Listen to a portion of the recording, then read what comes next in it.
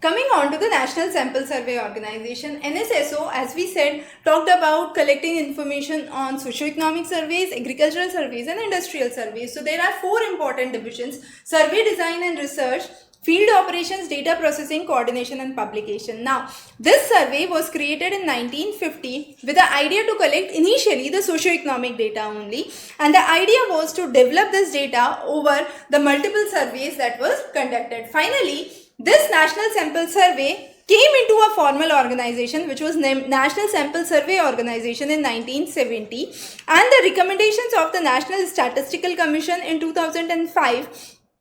The committee came up with four divisions. These divisions are really important. The Survey Design and Research Division is based in Kolkata. It talks about specific functions, making the table, plans, formulations, and so on. The Field Operation Division is headquartered in New Delhi, and this has an agricultural wing at Faridabad. It conducts the survey regarding socio-economic and industrial statistics. The next is Data Processing Division, again at Kolkata. It focuses on the tabulation of the data. It does has its data processing centers also at Ahmedabad, Bangalore, Kolkata, Girid, and Nagpur, and Delhi, of course, right? The next is Coordination and Publication Division. It does has its headquarters at New Delhi. The idea is to take the various rounds of survey, involve various stakeholders, researchers, and planners for the same purpose. Now, under this, there are three types of surveys as we already discussed: socio-economic, industrial survey, and agricultural survey. So what are the themes that are covered? So it covers the human resource development, the housing conditions, the consumption patterns of the households, employment or unemployment, manufacturing and trade, and finally the agriculture aspect. The rounds are conducted 3 months to 1 year basis. The data is given and published in the survey results of the NSSO journal, which is known as Survekshan. Right, and this gives in a detailed information for the workers who are involved with the census data and the census enumeration. The next is Central Statistical Organization. It conducts the annual survey of industries, economic survey, follows the compilation of industrial production, urban non-manual employees, human development statistics, gender statistics, official statistics, and 5-year planning. So it coordinates the various activities related to it. The headquarters are based in Delhi. There is a Director General at the head with 2 additional Director Generals which are involved, 4 Deputy Director Generals which are involved. There is a Joint Director and other supporting staff which are part of it. The next is the Statistical Division of Ministry of Health and Family Welfare. Now, Statistical Division involved with various activities, for example, the Rural Health Mission, the Child Health, Medical Research, Education and Training. The departments are numerous. For example, you do have a department of Ayush which is part of it, the Department of Health Research part of it, AIDS control, and then you do have epidemiological control situation. So there are 4 different themes under which it works. Firstly, focusing on the rural health infrastructure, talking about the health manpower being involved in the rural areas, the kind of facilities, the primary health centers, the tertiary healthcare service providers which are present, and the training programs mainly for the midwives and the ASHA workers, right? The next is the various institutions from India which are involved under it. So one is IIPS, which is the Indian Institute for Population Studies. It is an autonomous body established under Ministry of Health and Family Welfare with the collaboration of United Nations, Government of India, and Shri Dadabhai Naroji, Shri Dorabji Tata Trust, which was established in 1956. It was named as the Demographic Training and Research Institute at that time, and in 1984 it was renamed as Indian Institute of Population Studies. The idea is to collect, organize and disseminate the demographic information.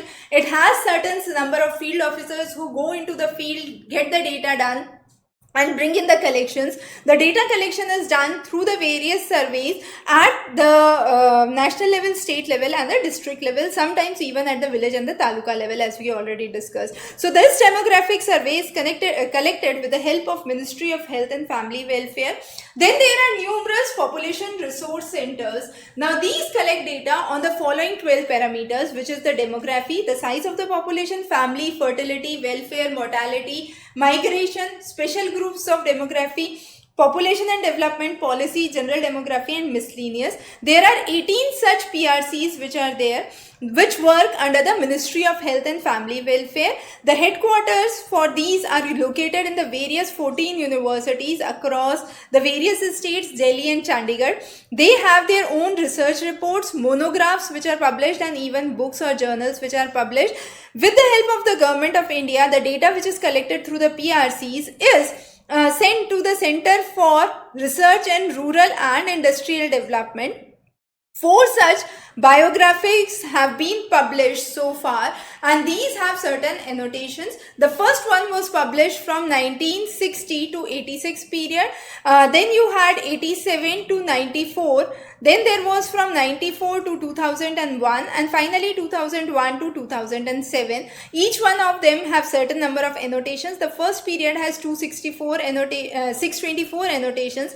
The last period has 625 annotations which are part of it.